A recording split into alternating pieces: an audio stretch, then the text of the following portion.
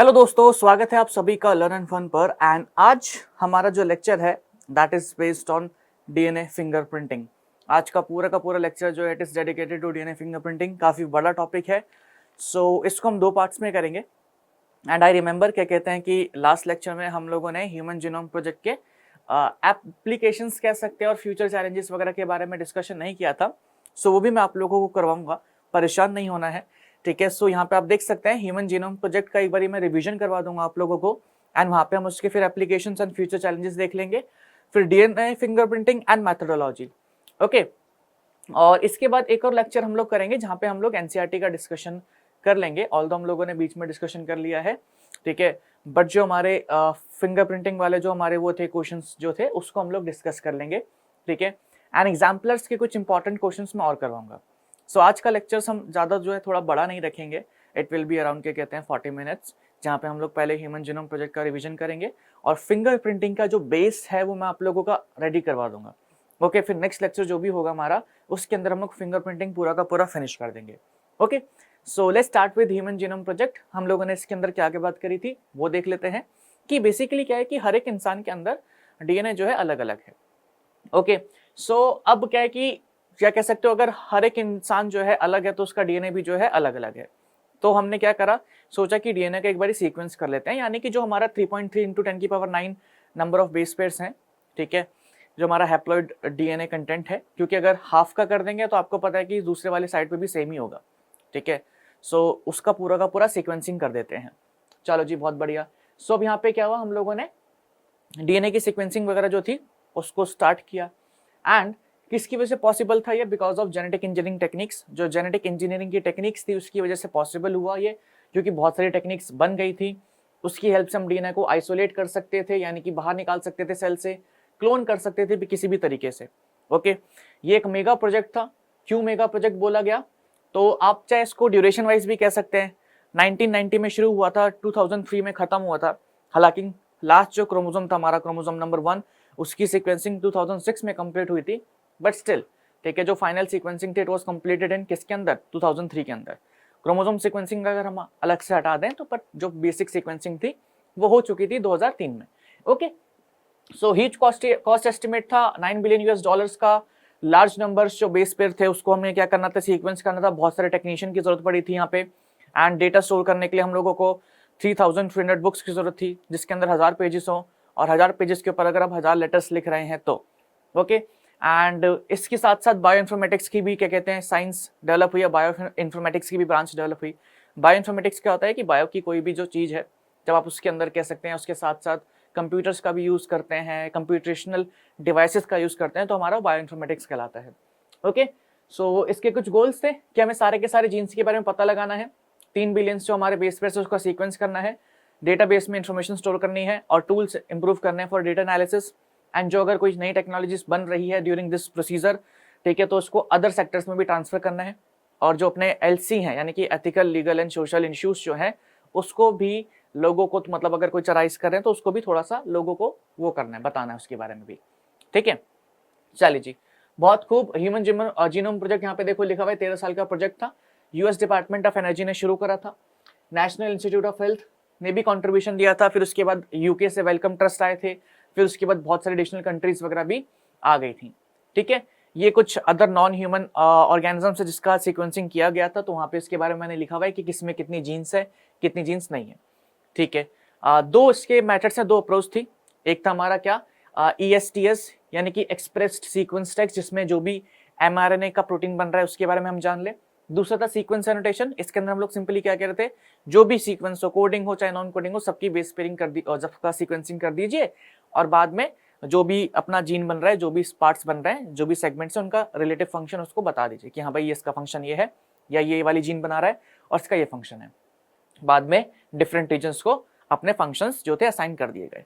अच्छा जी, ठीक है, बहुत खूब। तो ये हमारे वेक्टर्स हैं। इन वेक्टर्स के थ्रू हम लोगों ने सबसे पहले क्या करा, सबसे पहले हम लोगों ने डीएनए को आइसोलेट करा, उसको फ्रेगमेंट्स में कट करा, इन वेक्टर्स में डाल करके एम्पलीफाई कर दिया, ठीक है। और आपको एक इंपॉर्टेंट बात जो यहाँ पे बताई गई थी, वो क्या बताई गई थी, यहाँ पे देख सकते हैं कि ये देखो, these sequences were then arranged based on some overlapping regions present in them।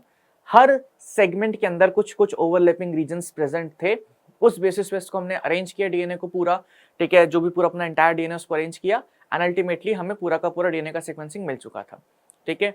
अगर हम बात करें इस प्रोजेक्ट के कुछ साइलेंट फीचर्स थे, कह सकते हैं साइलेंट फीचर्स थे, वो कौन कौन से थे कि हमें सबसे पहले तो कितने बेस पेयर्स हैं उसके बारे में पता लगा, एक्यूरेट बेस पेयर्स के बारे में पता लगा, फिर कितनी जीन्स थी उसके बारे में पता लगा हम लोगों को, ठीक है। और यहाँ पे आप देख सकते हैं नंबर ऑफ जीन्स 30,000 के आसपास थी, जो एस्टिमेट था कितना लोगों का पहले इस प्रोजेक्ट से पहले एस्टिमेट था कि 80,000 से 1.5 लाख के आसपास जीन्स होंगी।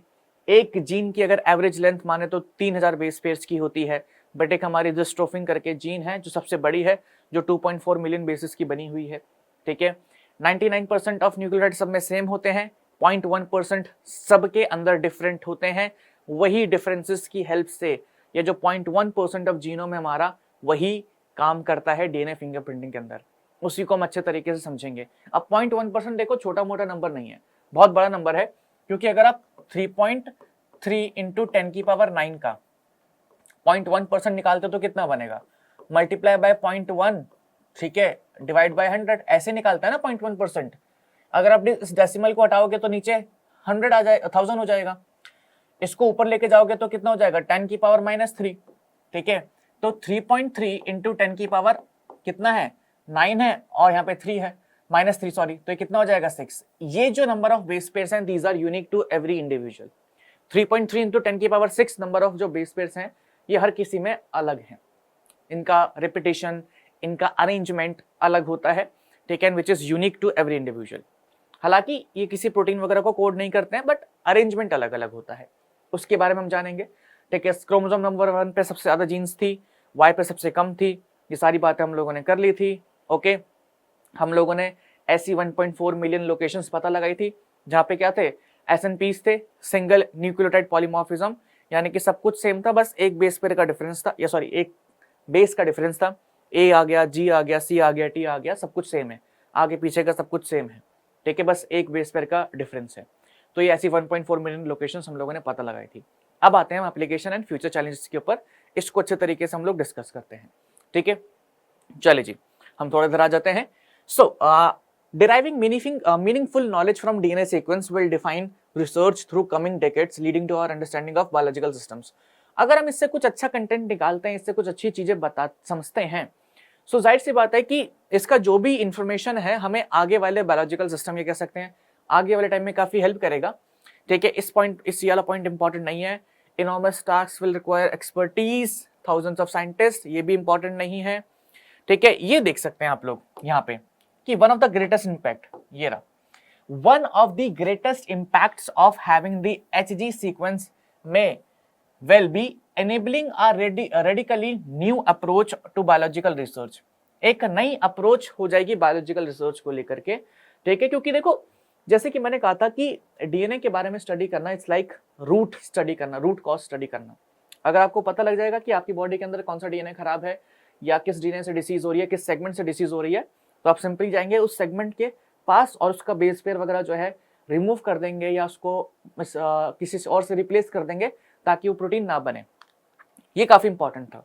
इन पास्ट रिसर्चर्स स्टडीड वन और few genes at a time with whole genome sequence and new throughput technologies we can approach questions systematically and on much broader scale। तो पहले क्या होता था कि भाई एक बार में एक दो जीन स्टडी कर ली, अब सबको पता लग चुका है कि इस पॉइंट पे ये जीन है, इस पॉइंट पे ये जीन है, इस पॉइंट पे ये जीन है, पूरा सीक्वेंस बना दिया गया है ना, कि एक पूरा कह सकते हैं मैप रेडी कर दिया जीन डीएनए का, तो पूरा सीक्वेंस बना दिया गया है।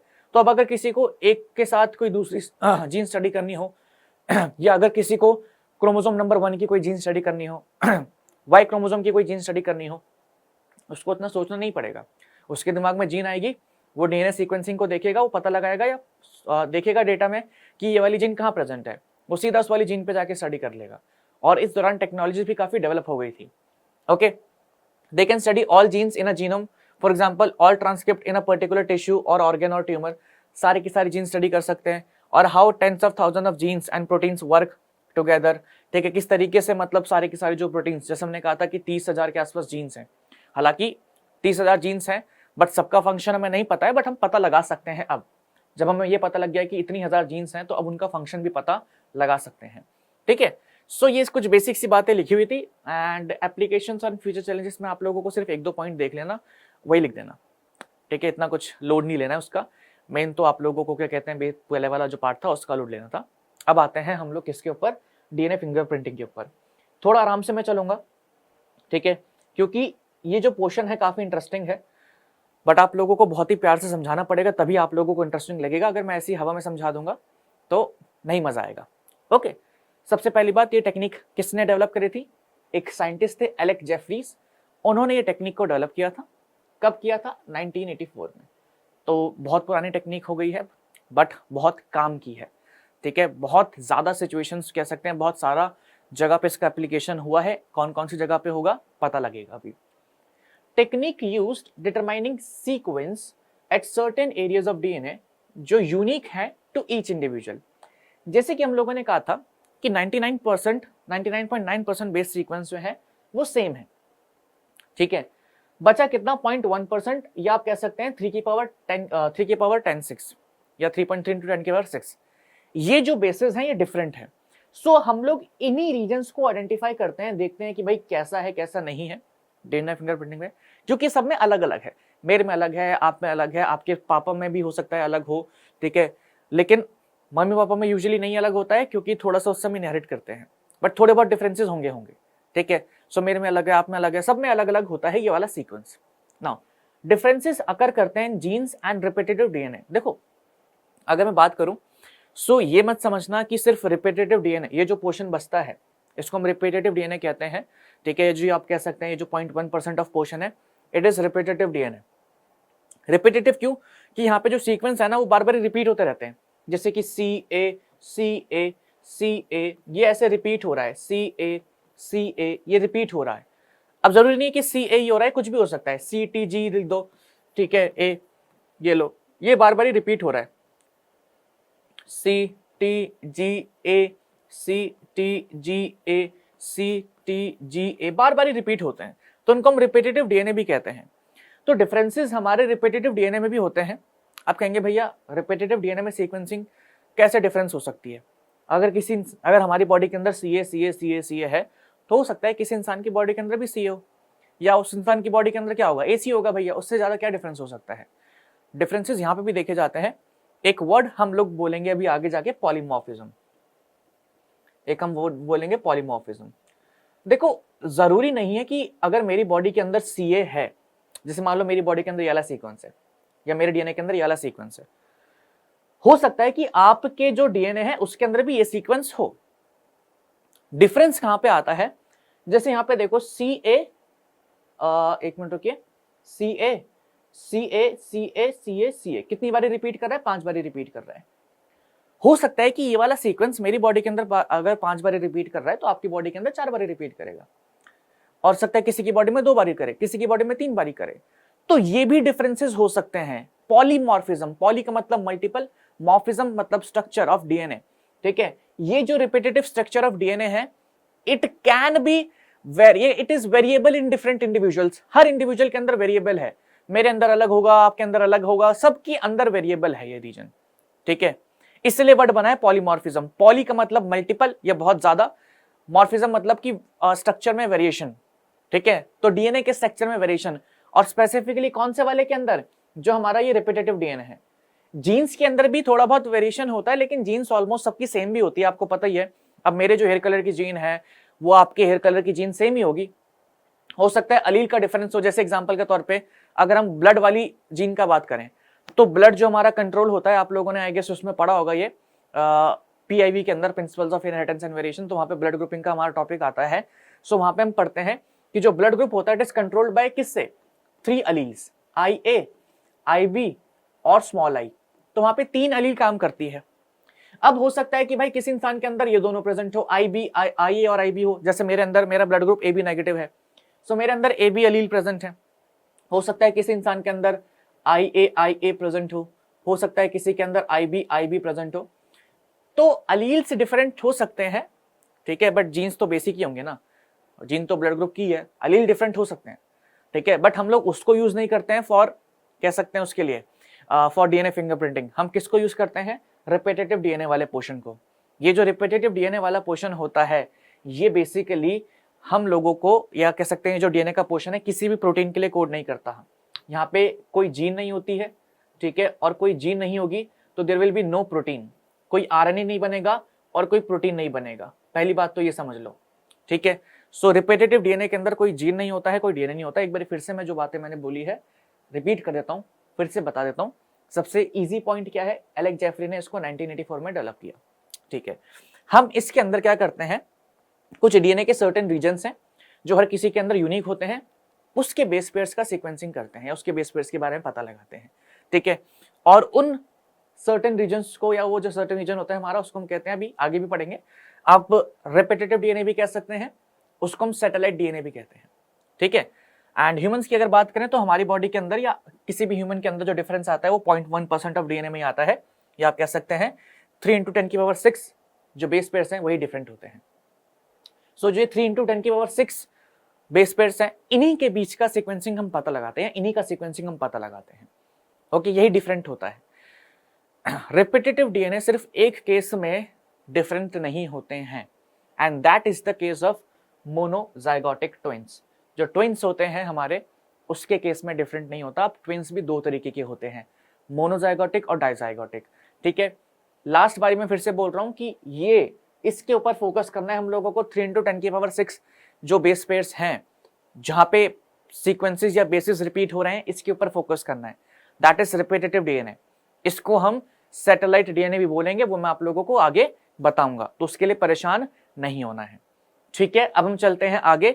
लास्ट पॉइंट मैंने क्या बोला कि ये जो रिपीटेटिव डीएनए होते हैं सब में डिफरेंट होते हैं। एक्सेप्शन है एक हमारा, आप डीएनए फिंगरप्रिंटिंग को हर जगह अप्लाई कर सकते हैं डिफरेंस निकालने के लिए। हर किसी का जो बता सकते हैं कि हाँ भाई इसमें ये कह सकते हैं, हर किसी का डीएनए बता सकते हैं, हर किसी का रिपीटेटिव डीएनए आप लोगों को अलग मिलेगा। बट एक केस ऐसा है जहां पे आपका रिपीटेटिव डीएनए जो है सिमिलर होगा, ठीक है। पेरेंट्स के बीच की अगर बात करें, हम लोग पेरेंट्स हो गए और जो हमारे मतलब हम हो गए, तो हमारे पेरेंट्स का और हमारा भी रिपीटेटिव डीएनए सीक्वेंस सेम होता है, लेकिन एग्जैक्टली सेम नहीं होता। एग्जैक्टली सेम नहीं होता है, it is same but not exactly same. हमारे फादर और मदर का मिला करके हमारा निकाल सकते हैं, क्योंकि हमारे क्रोमोसोम के अंदर फादर और मदर दोनों का डीएनए आता है। सो अगर हम फादर और मदर की कंपेयर करेंगे तो हमारा दोनों के कंपैरिजन में सेम होगा, बट सिर्फ मदर से नहीं मिलेगा, सिर्फ फादर से नहीं मिलेगा, ऐसा नहीं होगा, ठीक है। सिर्फ मदर से और फादर से नहीं मिलेगा, तो हमारे फादर से भी अपना अलग होता है रिपीटेटिव डीएनए। बट अगर दोनों का कंपेयर करेंगे, क्योंकि आगे हमारी केस स्टडी है, ठीक है, जहां पे हम फादर और मदर से एक बच्चे का डीएनए कंपेयर करेंगे, तो मैं फिर से कह रहा हूं कि आपका रिपीटेटिव डीएनए सीक्वेंस आपके पापा से भी एग्जैक्टली मैच नहीं करता, आपके मम्मी से भी एग्जैक्टली मैच नहीं करता। अगर दोनों के कंपैरिजन में देखोगे तो मैच कर जाएगा, ओके।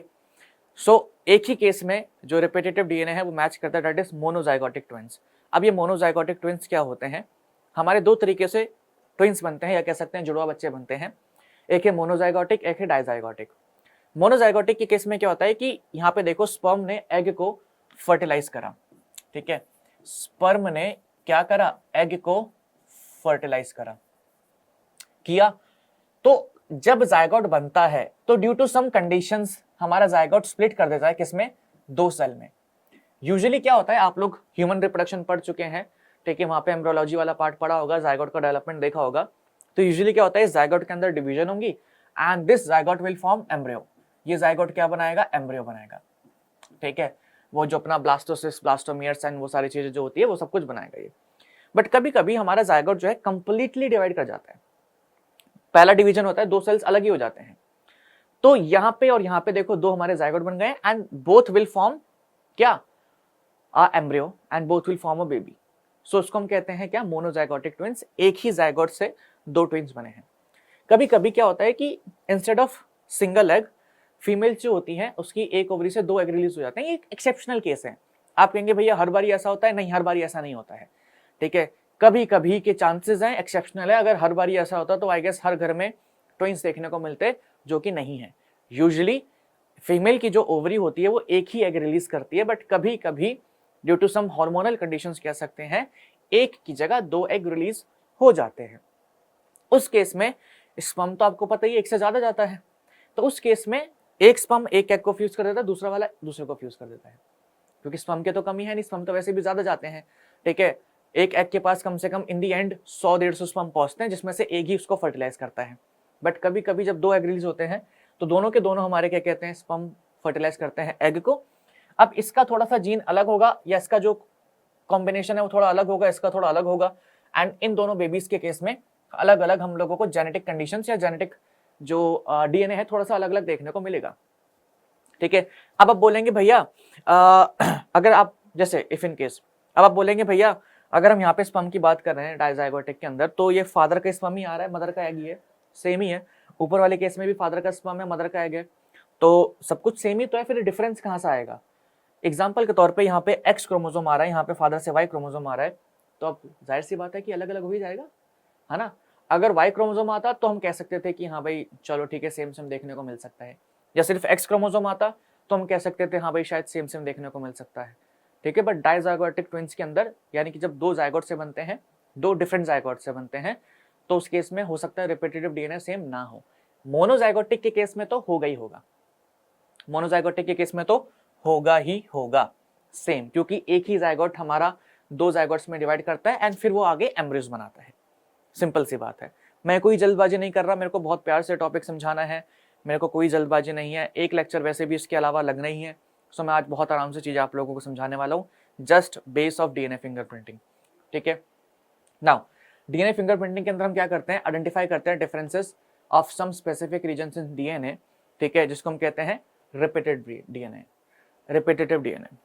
अच्छा, रिपीटेटिव डीएनए कह लो। अब यहाँ पे देखो एक और नाम आ रहा है, सैटेलाइट डीएनए / रिपीटेटिव डीएनए, तो सैटेलाइट डीएनए भी कह सकते हैं इसको। अच्छा, आप लोगों को याद होगा मैंने आप लोगों को सीजियम क्लोराइड सेंट्रिफिकेशन पढ़ाया था। ठीक है, सीजियम क्लोराइड डेंसिटी ग्रेडियंट करवाया था मैंने आप लोगों को।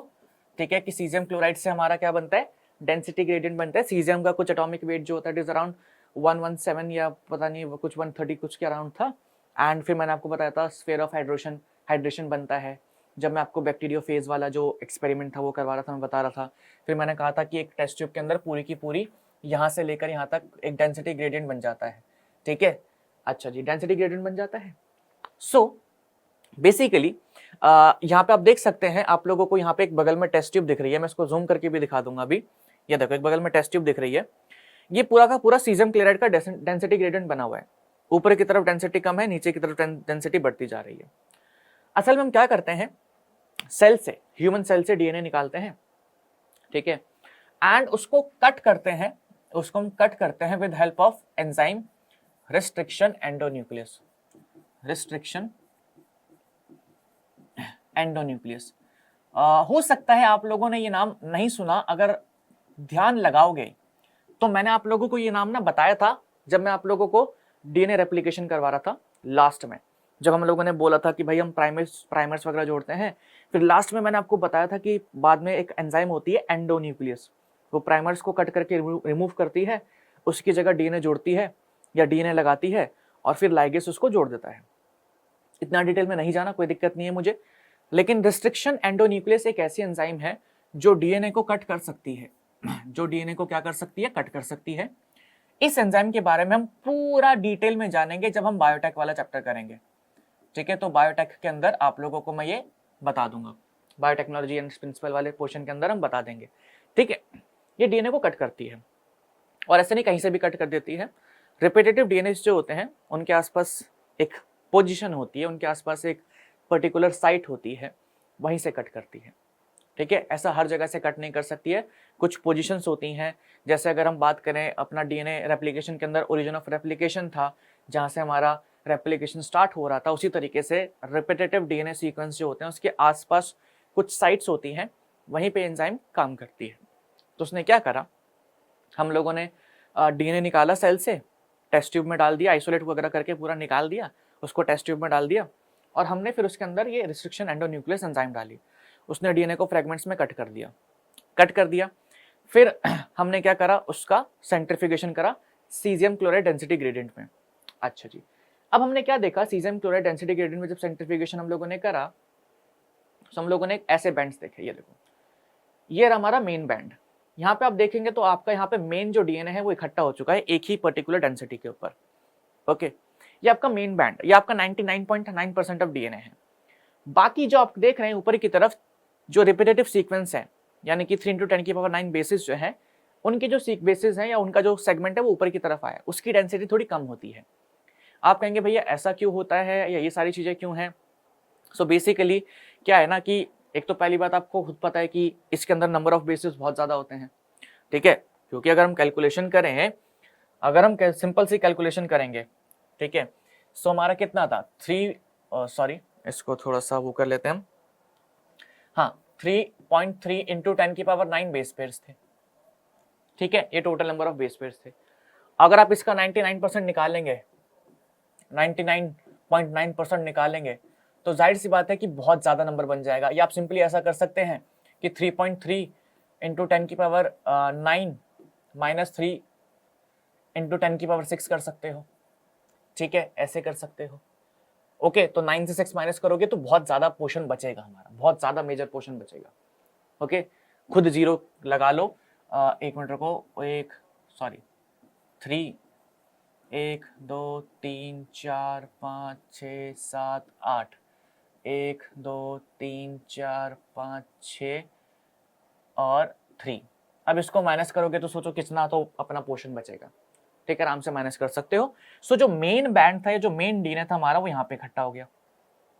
बाकी जो रिपीटेटिव डीएनए वाले थे या कह सकते हो जो सेट मतलब छोटे पोर्शन जो थे वो ऊपर की तरफ इकट्ठे हो गए या ऊपर की तरफ उनके बैंड्स बन गए, ठीक है। ये हमारे जो भी कितने हुए 1 10 100,000 10,000 लाख 10 लाख 30 लाख जो हमारे वो थे, ठीक है, वो अपने ऊपर की तरफ 30 लाख जो बेसिस जो थे ऊपर की तरफ आ गए। सो जिस तरीके से एक प्लैनेट के ऊपर मून होता है, मून क्या है, सनलाइट है ना, सॉरी सैटेलाइट है ना, सो जिस तरीके से प्लैनेट के ऊपर हमारा सैटेलाइट होता है उसी तरीके से मेन डीएनए के जस्ट ऊपर ही हमारे बैंड्स आ गए, तो उनको ये भी रीजन है सैटेलाइट डीएनए बोलने का, ठीक है। तो रिपीटेटिव सीक्वेंस को हम सैटेलाइट डीएनए इसलिए भी बोलते हैं क्योंकि जब हमने इसका सेंट्रिफिकेशन किया था, ठीक है, तो हम लोगों को एक ऊपर की तरफ मेन डीएनए से ऊपर की तरफ 3-4 बैंड्स दिख रहे थे। अच्छा जी, यहाँ पे हमने उसको बस एक ग्राफ में प्लॉट कर दिया है। इस तरफ आपकी डेंसिटी देख सकते हैं ज्यादा है 1.71 1.7 1.69 1.68। सो जो हमारा मेन डीएनए था, ठीक है, मेन बैंड था, उसकी डेंसिटी 1.7 के आसपास थी एंड सैटेलाइट डीएनए जो थे उनकी डेंसिटी 1.69 के आसपास थी। आप कहेंगे भैया क्यों? Again because of base composition. Base composition हो सकता है इसके अंदर थोड़ा अलग तरीके का हो, इसके अंदर एडेनाइन थायमीन वगैरह साइटोसिन वगैरह ज्यादा हो, ठीक है, क्योंकि आपको पता है कि एडेनाइन वगैरह में थायमीन वगैरह ग्यूनाइन वगैरह में 3 हाइड्रोजन बॉन्ड्स होते हैं, ठीक है। सो उनकी डेंसिटी थोड़ी ज्यादा हो सकती है, यहाँ पे ऊपर वाले पोर्शन में कम हो, बेसिस कम हो, ठीक है। तो इस वजह से अपना पूरा का पूरा ग्रेडियंट बन गया, डेंसिटी ग्रेडियंट पूरा का पूरा बन गया। और यहाँ से हमें पता लगा कि सैटेलाइट डीएनए हमारे ये प्रेजेंट है, ठीक है। सैटेलाइट डीएनए निकाल लिए, इसका स्मॉल पिक बना, इसका मेजर पिक बना जब हम लोगों ने ग्राफ बनाया। तो ये आपके एनसीईआरटी में भी बात लिखी हुई है। अभी तक मैंने कुछ ऐसा एक्सेप्शनल बताया, मैं स्टार्टिंग से अभी तक बस यही बात कर रहा हूँ कि डीएनए के अंदर 2 पोर्शंस हैं, एक हमारा मेन डीएनए है और एक छोटा सा पोर्शन है जहाँ पे हमारे बेसिस रिपीट करते हैं, उसको हम कहते हैं रेपिटेटिव डीएनए और we can say satellite DNA. उसी के थ्रू आप पता लगा सकते हैं डिफरेंट या वही डिफरेंट होते हैं हर इंडिविजुअल में। ये जो सैटेलाइट डीएनए है, ठीक है, इसके सीक्वेंसेस जो होते हैं, इसके सीक्वेंस जो होता है डिफरेंट इन एवरी इंडिविजुअल, ठीक है। एक्सेप्शन आपको पता ही है, मोनोजाइगोटिक ट्विंस। मोनोजाइगोटिक ट्विंस में ये डिफरेंट नहीं होते हैं, ठीक है, बहुत खूब। आगे की तरफ बढ़ते हैं। अब हमारा जो सैटेलाइट डीएनए है वो 2 तरीके के होते हैं। जो हमारे सैटेलाइट डीएनए है वो 2 तरीके के होते हैं। किस बेसिस पे? या आप रिपीटेटिव डीएनए भी लिख सकते हैं, जो मन करे वो लिख सकते हैं, ठीक है। रेपिटेटिव डीएनए 2 तरीके के होते हैं। किस बेसिस पे? Base composition. बेस कंपोजिशन कितना है, कितने बेस पेयर्स का बना हुआ है, लेंथ ऑफ सेगमेंट, लेंथ कितनी है सेगमेंट की, and number of repetition, number of repetitions कितनी है। यानी कि एक बेस का बना है या एक बेस का तो क्या ही रिपीटेशन होगा, 2 बेसिस का है, 3 बेसिस का है, 4 बेसिस का है, ठीक है। और 4 बेसिस कितनी बारी रिपीट कर रहे हैं, 10 बारी, 20 बारी, 25 बारी, ठीक है। लेंथ कितनी हो रही है, अगर 20 बारी रिपीट करें तो टोटल लेंथ कितना हो गया है। उस बेसिस पे हमारे 2 तरीके के होते हैं सैटेलाइट्स और सैटेलाइट डीएनए। एक होता है हमारा मिनी सैटेलाइट, एक होता है हमारा micro satellite, okay. So mini satellite and micro satellite मैं आपको समझाने चाह रहा हूँ with help of a image पहले, फिर उसके बाद हम लोग उसके जो पॉइंट्स लेके वो देखेंगे। उससे पहले यहाँ पे देख लो एक वर्ड आ रहा है टेंडम। टेंडम का मतलब क्या होता है? जब कोई चीज रिपीट होती है ना एडजेसेंटली, जैसे कि एडजेसेंट करने का मतलब क्या है?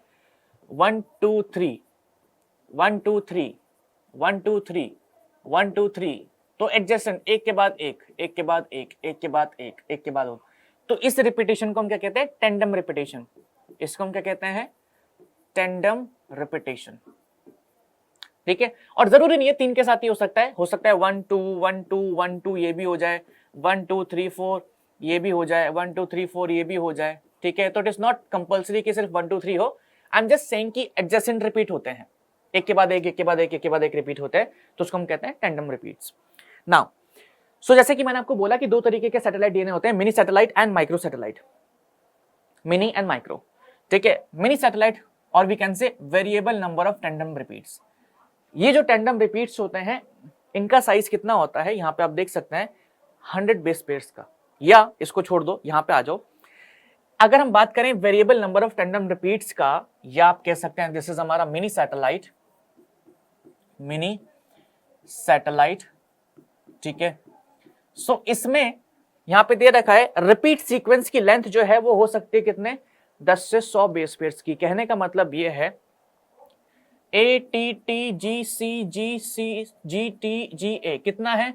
1 2 3 4 5 6 7 8 9 10 11 11 सीक्वेंस यहाँ पे आ रहे हैं, और ये 11 का रिपीटेशन हो रहा है, ठीक है, बार बार सेम रिपीटेशन हो रहा है, ठीक है, सेम रिपीटेशन होता है। यहां पे आप देख रहे हैं कि 11 बेस पेयर्स जो है बार बार रिपीट हो रहे हैं। हो सकता है कि 12 बेस पेयर्स का रिपीटेशन हो जाए बार बार, हो सकता है 50 बेस पेयर्स का बार बार रिपीटेशन हो जाए, हो सकता है 99 का बार बार रिपीटेशन हो जाए, हो सकता है कि 100 बेस पेयर्स, एक पूरा का पूरा सीक्वेंस बना होगा, एटीजी सीसीसी टीटीटी कुछ भी करके 100 बेस पेयर्स का सीक्वेंस बना होगा, और वो बार बार रिपीट हो रहा होगा। Variable number of tandem repeats और we can say mini satellite के अंदर जो बेसिस, नंबर ऑफ बेसिस का जो रिपीटेशन होता है इट इज बिटवीन 10 to 100। 100 से 10 के बीच में जो बेस पेयर्स का नंबर है वो रिपीट होता है बार बार। अगर 12, अब जैसे मान लो कि 12 बेस पेयर्स हैं, उनका रिपीटेशन हुआ बार बार, तो हमारा variable number of tandem repeats. अगर मैं इसको माइक्रो सैटेलाइट से कंपेयर करूंगा तो थोड़ा और अच्छे से समझ में आ जाएगा। माइक्रो सैटेलाइट्स में क्या होता है? माइक्रो सैटेलाइट्स में यहाँ पे देखो रिपीटेशन जो सीक्वेंस होता है वो 2 से 9 बेस पेयर्स का होता है। कुछ कुछ बुक्स में एनसीईआरटी में भी आई गेस 2 से 6 का दे रखा है, कोई दिक्कत नहीं है, बट यहाँ पे 2 से 9 का होता है।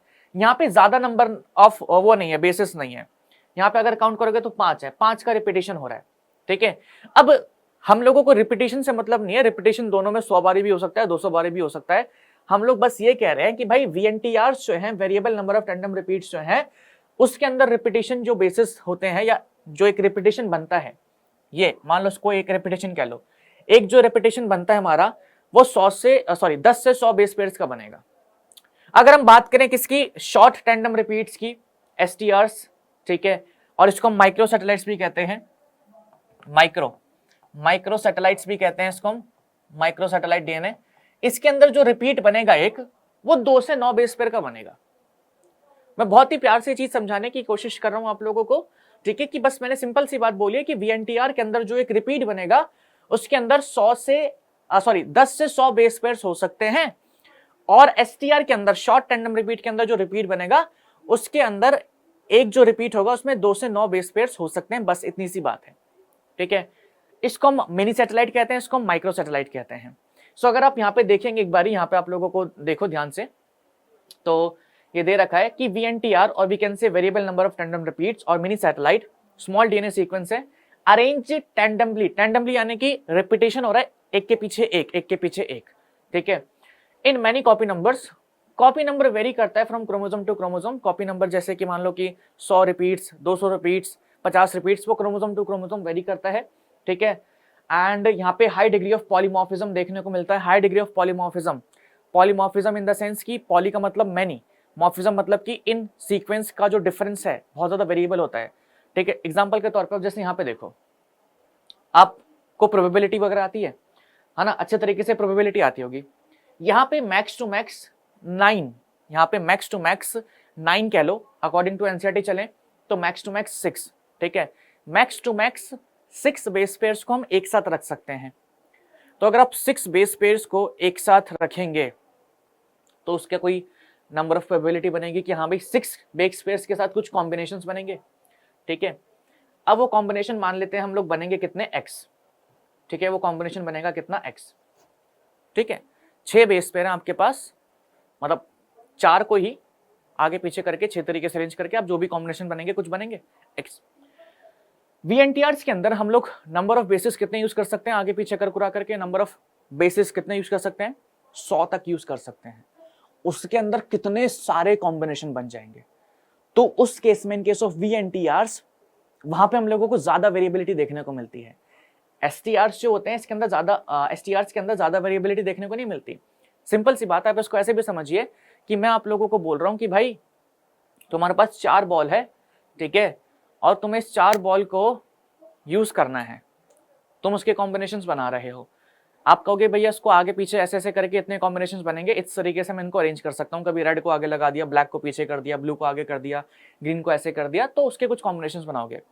अब मैं तुम्हें कह रहा हूँ कि तुम 4 बॉल है तुम्हारे पास, ठीक है, और तुम 4 बॉल को 6 बार यूज कर सकते हो एक लाइन में।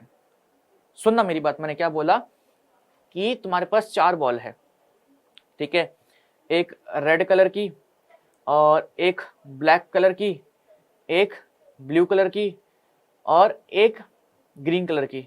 बस तुम इसको बस 4 ही यूज कर सकते हो, ठीक है, एक लाइन में, और तुम्हें पूरा का पूरा सीक्वेंस बनाना है। तो हो सकता है कोई बंदा पहले ग्रीन को रख दे, कोई ब्लैक को रख दे, कोई ब्लू को रख दे। लेकिन VNTRs के केस में मैं कह रहा हूं तुम्हारे पास 4 बॉल हैं, बट उन 4 बॉल्स को तुम 3 बार यूज कर सकते हो या 2 बार यूज कर सकते हैं, मान लेते हैं, चलो ठीक है, ग्रीन, ठीक है, यहां पे भी ग्रीन ड्रॉ कर देते हैं, और red, red, black, black and blue, blue. अब मैंने तुमको परमिशन ये दे दी है कि तुम इन 4 बॉल्स को या 2 लाइन में, मैं कह सकते हैं 4 बॉल्स को 2-2 बार यूज करके कॉम्बिनेशन बना सकते हो। तो उसमें कॉम्बिनेशन ज्यादा बनेंगे ना। इसमें हो सकता है 2 बारी ग्रीन को साथ रख दे, बीच में फिर ब्लू डाल दे, फिर ब्लैक डाल दे, फिर 2 बारी ब्लू को साथ में रख दे, तो कॉम्बिनेशन इसमें ज्यादा बनेंगे। तो वही बात है कि VNTRs के अंदर नंबर ऑफ कॉम्बिनेशंस या वेरिएशंस ज्यादा देखने को मिलते हैं।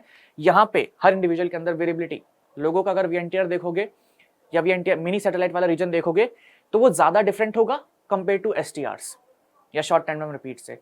शॉर्ट टैंडम रिपीट भी डिफरेंट होते हैं, बट ज्यादा डिफरेंसेस हमें देखने को मिलते हैं किसके अंदर, VNTRs के अंदर। दिस इज द रीजन कि हम DNA फिंगरप्रिंटिंग के अंदर जो मिनी सैटेलाइट्स हैं उसका ज्यादा यूज करते हैं कंपेयर टू STRs। जो हमारा मेन, ठीक है, DNA यूज होता है किसके अंदर, अपना अगर हम बात करें DNA फिंगरप्रिंटिंग के अंदर, out of satellite DNA it is the VNTR। आपके नीट में सवाल आता है कि हम कौन सा सैटेलाइट DNA यूज करते हैं इन DNA फिंगरप्रिंटिंग, तो आंसर वुड बी VNTR और we can say mini satellite, ठीक है। ये आप लोगों को इसका बेसिक इसका बेसिक पूरा का पूरा पता लग गया है। मेरे पास पूरी की पूरी कहानी पड़ी है, ये देख लग सकते हैं आप लोग, पूरी कहानी पड़ी हुई है। मैं चाहूँ तो आपको ये भी बता सकता हूँ, बट मेरे को भी ये बताना नहीं है, ठीक है। मैं चाहता हूँ कि तुम लोगों को थोड़ा सा ये डाइजेस्ट हो जाए, क्योंकि इसके बाद ना कुछ नहीं बचा है, इसके बाद सिर्फ टेक्निक बची है, मेथड बचा है। सो एक बार ये देखो कि मैंने क्या बोला कि हाँ VNTRs क्या होते हैं, STRs क्या होते हैं, सब कुछ देखो, ठीक है। यहाँ पे मैंने क्या बातें करी उस सब के बारे में जानो। एंड जब हमारा नेक्स्ट लेक्चर होगा तो उसके अंदर एक बारी मैं VNTRs और STRs फिर से रिपीट कराऊंगा, एंड वहां पे आपको मैं कराऊंगा बस मेथड, ठीक है। बाकी फिर हमारे NCERT के जो क्वेश्चंस बचे हैं 4-5 रिलेटेड टू DNA फिंगरप्रिंटिंग, उसको हम कवर कर लेंगे, ओके। सो प्लीज इस लेक्चर को 1-2 बारी देखना, ये टेक्निक बहुत ईजी है एंड यहाँ से क्वेश्चन एग्जाम में पूरा 5 नंबर का बनता है। सो अगर आप इसको 2 बारी ध्यान से देख लेंगे आपको समझ में आ जाएगा। It is very interesting topic, किस तरीके से क्रिमिनल केस बनता है, हम लोग एक क्रिमिनल केस भी अज्यूम करेंगे, ठीक है, और उसको सॉल्व करने की कोशिश भी करेंगे, ओके। चलिए जी, सो क्वेश्चन नंबर 1 पे आते हैं। DNA फिंगरप्रिंटिंग टेक्निक जो थी किसने डेवलप करी थी, Alex Jeffreys, Watson Jeffreys, Benjamin Jeffrey या विल जेफरी। सो कौन से हमारे साइंटिस्ट थे जिन्होंने DNA फिंगरप्रिंटिंग टेक्निक जो थी उसको डेवलप किया था, ये आपको बताना है। जल्दी से बताइए, काफी आसान क्वेश्चन है, कुछ भी इसमें मुश्किल नहीं है। नेक्स्ट क्वेश्चन जो है हमारा, that is satellite DNA are classified on the basis of base composition, length of segment या number of repetition. Satellite DNA को हमने किस बेसिस पे क्लासिफाई किया है, बेस कॉम्पोजिशन के बेसिस पे, लेंथ पे बेसिस पे, नंबर ऑफ रिपीटेशन के बेसिस पे, या ऑल ऑफ द अबव। क्या आंसर होगा? चलिए जी, so correct answer in case of first question is Alex Jeffreys. Alex Jeffreys ने थोड़ा ज्यादा ही वैसे मार्कर आ रखा है हमारे पास, हाँ जी। सो एलेक्स जेफरीज ने पहली मतलब डीएनए की जो टेक्निक है फिंगरप्रिंटिंग की वो डेवलप करी थी, डिस्कवर करी थी। एंड सैटेलाइट डीएनए जो होते हैं classified on the basis of base composition, length of segment, number of repetition. So answer क्या हो जाएगा? All of the above. Okay, so यहाँ पे हमारा जो आज का लेक्चर है उसको मैं फिनिश कर रहा हूँ। अब जो नेक्स्ट क्लास हम लोग करेंगे उसके अंदर मैं आप लोगों को बेसिकली उसका जो मेथड है डीएनए फिंगरप्रिंटिंग का, ठीक है, वो पूरा का पूरा करवा दूंगा मैं। एंड उसी के अंदर हम लोग बचे हुए एनसीईआरटी के जो क्वेश्चंस हैं वो कवर कर लेंगे। आपका चैप्टर जो है नेक्स्ट लेक्चर में यानी कि लेक्चर नंबर 14 के अंदर फिनिश हो जाएगा पूरा का पूरा, ठीक है। सो प्लीज एक बार फिर से इसको पूरा अच्छे से देखना है, कोई दिक्कत हो तो कमेंट सेक्शन में डाउट लिखना है एंड उसको हम सॉल्व करेंगे, ठीक है। सो मिलते हैं नेक्स्ट लेक्चर में, तब तक के लिए bye bye and thank you so much.